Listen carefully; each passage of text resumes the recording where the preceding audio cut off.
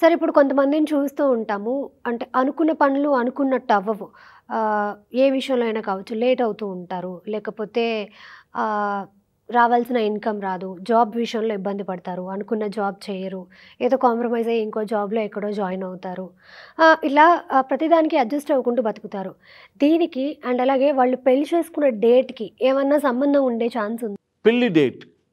పెళ్లి డేట్ అనేటువంటిది second date of birth. పెళ్లి డేట్ బాగా ఉంటే జీవితం చాలా బాగా ఉంటుంది. చాలామందిని మనం ఇప్పుడు అబ్జర్వ్ చేస్తున్నాం. భార్యాభర్తల మధ్య గొడవలు, ఒకవేళ గొడవలు లేక చక్కగా మంచి ఫ్యామిలీనే బాగా ఉందంటే సంతానం లేకపోవటం, లేదా ఉద్యోగం లేకపోవటం, లేదా ఆదాయం సరిపోకపోవటం, లేదా ఇంట్లో ఇంట్లో ఒకళ్ళకి మధ్య పొసగకపోవటం, ఇలాంటివన్నీ ఎదుర్కొంటున్నారు. ప్రతి ఇంట్లో ఏదో ఒక సమస్య ఉంటుంది, నేను కాదంటం లేదు. కానీ నేను చెప్పేది పెద్ద సమస్యల గురించి మాట్లాడుతున్నా. ఈ పెద్ద సమస్యలు ఇలా సంతానం లేదా సంతానం సరిగ్గా చదవకపోవటం, సంతానానికి హెల్త్ ప్రాబ్లమ్స్ రావడం, ఇలాంటివన్నీ జరుగుతున్నాయి. ఇలా ఎందుకు జరుగుతున్నాయి ఏంటి అనేటువంటిది ఆలోచిస్తే, మన డేట్ ఆఫ్ బర్త్కి తగ్గట్టుగా అంటే అమ్మాయి అబ్బాయి డేట్ ఆఫ్ బర్త్కి తగ్గట్టుగా వివాహం జరిగితే వాళ్ళ కుటుంబాలన్నీ బాగానే ఉంటున్నాయండి. చాలా చక్కగా ఫైనాన్షియల్గా అన్ని విధాలుగా కూడా బాగా ఉంటున్నాయి. కానీ వాళ్ళకి డేట్ ఆఫ్ బర్త్కి తగ్గట్టుగా కనుక వాళ్ళ యొక్క మ్యారేజ్ డేట్ లేకపోయినా, లేదా నెగిటివ్ నెంబర్స్లో మ్యారేజెస్ అయినా, అంటే ఇలా డేట్ ఆఫ్ బర్త్ ఒక డేట్ ఆఫ్ బర్త్ ఉంటే దానికి రివర్స్ నెంబర్లో మ్యారేజ్ అయినా, లేదా కొన్ని పర్టికులర్గా కొన్ని డేట్స్లో మ్యారేజ్ అయినటువంటి వాళ్ళందరికీ కూడా ఇలా మ్యారిటల్ ప్రాబ్లమ్స్ వస్తున్నాయి. మ్యారిటల్ ప్రాబ్లమ్స్ రాకపోతే దాని యొక్క ఎఫెక్ట్ పిల్లల మీద పడుతుంది. ఒకవేళ పిల్లల మీద పడకపోయినా కానీ ఫైనాన్షియల్గా డిస్టర్బ్ అవుతున్నారు. అలా ఫైనాన్షియల్గా డిస్టర్బ్ అవ్వకపోయినా కానీ ఇంకొక రకమైనటువంటి సమస్యలు, ఇలా రకరకాల సమస్యలు వస్తున్నాయి. చాలామంది నా దగ్గరికి వచ్చి, ఏమండి మాటకు ముందు అబార్షన్స్ అవుతున్నాయి, డాక్టర్లకు చూపించినా ఎక్కడ చూపించినా కానీ నిలవటం లేదు, ఇలా అబార్షన్స్ వస్తున్నాయి, చూడండి సార్ ఏంటి ప్రాబ్లం ఏంటి అని అడిగితే, వీళ్ళకి 5వ తారీఖు పెళ్ళి అయితే, 5 అంటే బుధుడు నపుంసక గ్రహం, 5 కానీ 14, 1 + 4 5, 23, 2 + 3 5. ఈ 5, 14, 23 తారీఖుల్లో పెళ్ళిళ్ళు అయినటువంటి వాళ్ళకి అబార్షన్స్ అవ్వటం, లేదా మైండ్ మెచ్యూర్ కాని పిల్లలు పుట్టడం, లేదా పిల్లలు లేట్గా సెటిల్ అవ్వటం, పిల్లల చదువుల్లో ఇబ్బంది రావటం, అలానే ఫైనాన్షియల్గా ఇబ్బందులు రావటం, ప్రతి 3 ఏళ్ళకి ఒకసారి ఇలా పైకి వెళ్ళి మళ్ళీ కిందకి రావటం, ఇలా గ్రాఫ్ అనేటువంటిది చాలా చండాలంగా ఇబ్బందిగా ఉంటుంది. ఈ 5, 14, 23 తారీఖుల్లో పెళ్ళిళ్ళు అయినటువంటి వాళ్ళకి మీరు ఒకసారి అబ్జర్వ్ చేసుకోండి. 5, 14, 23 తారీఖుల్లో పెళ్ళిళ్ళు అయిన వాళ్ళకి ఏదో ఒక సమస్య అంటే ఇల్లన్నాక ఏదో ఒక సమస్య ఉండకుండా ఉండిద్దా అని చెప్పని కాదండి, వీళ్ళకి ఎక్కువగా సమస్యలు, అంటే సినిమా కష్టాలు అంటారు కదా, అలా సినిమా కష్టాలలాగా ఇబ్బందులు తెచ్చుకుంటున్నారు ఈ 5, 14, 23 తారీఖుల్లో పెళ్ళిళ్ళు అయిన వాళ్ళు. కాబట్టి ఎవరైనా మీకు కనుక 5, 14, 23 తారీఖుల్లో పెళ్ళిళ్ళు అయ్యి మీ పిల్లలకి ఏదైనా ఇబ్బంది అనిపించినా, మీకు ఏదైనా కాపురంలో ఇబ్బంది అనిపించినా, లేదంటే ఫైనాన్షియల్గా డిస్టర్బెన్సెస్ ఎదుర్కొంటున్నా, లేదంటే ఇలా సంతానం విషయంలో సమస్యలు ఎదుర్కొంటున్నా, ఒక్కసారి నన్ను కలవటం వల్ల దానికి తగ్గ రెమెడీ చేస్తా.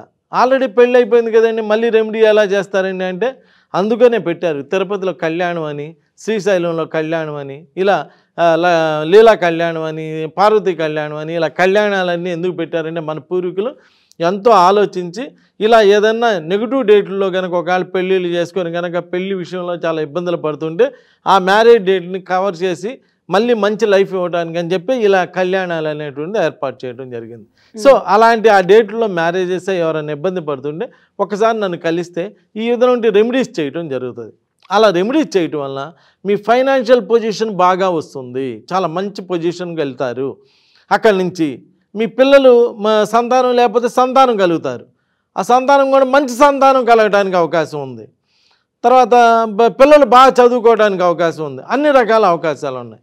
మొన్న ఒక అతను వచ్చాడు, ఒక అబ్బాయి డేట్ ఆఫ్ బర్త్ తీసుకొచ్చి, ఈ అబ్బాయి పుట్టాడండి, మా అబ్బాయి పుట్టాడు, మా అబ్బాయికి మంచి పేరు పెట్టండి అని చెప్పి వచ్చాడు. సరే ఆ పేరు అబ్బాయి డేట్ ఆఫ్ బర్త్ చూస్తే అద్భుతంగా ఉంది.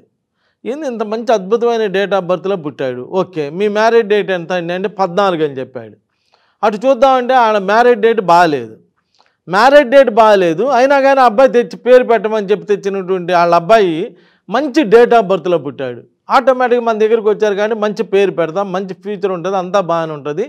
మరి ఇలా ఉన్నది కదా, ఇలాంటి మ్యారేజ్ డేట్ అప్పుడు ఇలా ఎలా పుట్టారా అని చెప్పి ఆలోచించుకొని ఈ అబ్బాయి అయినా మీకు ఇంతకుముందు ఎవరైనా అబ్బాయి ఉన్నాయండి అంటే మాకు పెద్ద అబ్బాయి ఒక అబ్బాయి ఉన్నాయండి, ఆ అబ్బాయి మెంటల్లీ రిటార్డెడ్ అని చెప్పడం జరిగింది. అంటే ఆ 14వ తారీఖు పెళ్ళి అవటం వల్ల ఒక అబ్బాయి పుట్టాడు, ఆ అబ్బాయి మెంటల్గా ఎదగలేదు, కానీ తర్వాత పుట్టిన అబ్బాయి మంచి అబ్బాయే పుట్టాడు. అంటే దాని యొక్క ప్రాబ్లం అయితే ఫేస్ చేశారు. అప్పుడు వాళ్ళకి చెప్పాను, ఏమండి ఇలా మీరు 14వ తారీఖు పెళ్ళయ్యారు, అందువల్ల అబ్బాయికి అలా జరగడం జరిగింది. సో మీరు మీ డేట్ ఆఫ్ బర్త్ ప్రకారం ఫలానా డేట్లో మళ్ళీ శ్రీశైలం వెళ్ళి చక్కగా లీలా కళ్యాణం చేయించుకోండి, పార్వతి కళ్యాణం చేయించుకోండి. అలా చేయించుకుంటే మీ పెద్ద అబ్బాయి కూడా డెవలప్ అవడానికి అవకాశం ఉంటుంది, మీకు ఫైనాన్షియల్గా అన్ని విధాలు కూడా మీరు కూడా డెవలప్ అవడానికి అవకాశం ఉంటుందని చెప్పి వాళ్ళకి రెమెడీ చేయటం జరిగింది. అలా రెమెడీ చేయటం వల్ల వాళ్ళు ప్లస్ అబ్బాయికి మంచి పేరు పెట్టడం అన్నీ కూడా జరిగింది. అక్కడ ఆ రెమెడీ చేసిన కాడి నుంచి వాళ్ళు ఆ పెద్ద అబ్బాయిలో కూడా చిన్నగా మార్పులు రావటం, అబ్బాయి కూడా అన్ని విషయాలు తెలుసుకుంటాం, కొంచెం మైండ్ కొంచెం చిన్నగా డెవలప్ అవటం. అంటే దీనికి సంబంధించి వాళ్ళు ఒక థెరపీ ఇప్పించారు, ఆ థెరపీకి ఈజీగా రెస్పాండ్ అవటం, అలా రెస్పాండ్ అయ్యి అన్నీ చేస్తున్నాయి. వీటన్నిటికి కారణం ఏంటంటే వాళ్ళు ఆ మ్యారేజ్ డేట్ గురించి తెలుసుకొని ఆ మ్యారేజ్ డేట్లో ఉన్న నెగిటివ్ని తీపిచ్చేసుకొని మహాపుణ్యక్షేత్రంలో మళ్ళీ కళ్యాణం చేయించుకోవటం వల్ల మంచి డేట్లో వాళ్ళ డేట్ ఆఫ్ బర్త్కి తగ్గట్టుగా మంచి డేట్లో చేయించుకోవటం వల్ల వాళ్ళ పిల్లలకి బాగా హెల్ప్ జరుగుతుంది, ప్లస్ ఆ పేరెంట్స్కి కూడా మంచి హెల్ప్ జరుగుతుంది. నెక్స్ట్ వాళ్ళ ఫ్యూచర్ కూడా బాగా ఉండటానికి వీటన్నిటికీ అవకాశం ఉంది. సో ఏదో ఏ ప్రాబ్లం వచ్చినా కానీ ఊరికినే రాదండి. ఏదైనా జ్వరం వచ్చిందంటే ఊరినే జ్వరం రాదండి, లోపల ఏదో ఒక పార్ట్ దెబ్బతింటుంటేనో లేదా ఒక పార్ట్ ఏదైనా ఇబ్బంది అయితేనో అప్పుడే జ్వరం వస్తుంది. మనం జ్వరం వచ్చిందని వెళ్ళంగానే వాళ్ళు ఏం చేస్తారు, అన్ని టెస్టులు చేస్తారు, అంటే ఎక్కడో ఏదో ప్రాబ్లం జరుగుతుందని. అంటే ఇలానే ఇంట్లో కూడా ఏదైనా ప్రాబ్లం జరుగుతుందంటే వాళ్ళ యొక్క పెళ్లి డేట్ మీద కూడా దాని యొక్క ప్రభావం ఎక్కువగా ఉంటుంది. కాబట్టి ఇన్ని విధాలు చూసుకొని చేసుకోవాలి. ఓన్లీ పేరు మార్చడం, ఏనో బీనో పెట్టడమే కాదండి, అసలు ఏ ప్రాబ్లం వచ్చినా దానికి మూలం ఏంటి, ఎక్కడి నుంచి ఈ ప్రాబ్లం వస్తుంది, మ్యారేజ్ డేట్లో వస్తుందా, లేదా పెట్టిన పేరులో వస్తుందా, లేదా ముహూర్తంలో వస్తుందా, లేదా ఎక్కడి నుంచి ఈ ప్రాబ్లం వస్తుంది ఏంటి అనేటువంటి అంతా కూడా అబ్జర్వ్ చేసుకోగలిగితే మంచి లైఫ్ ఇవ్వడానికి, మంచి లైఫ్ని అనిపించడానికి అవకాశం ఉన్నది. నమస్కారం. Thank you sir, thank you so much.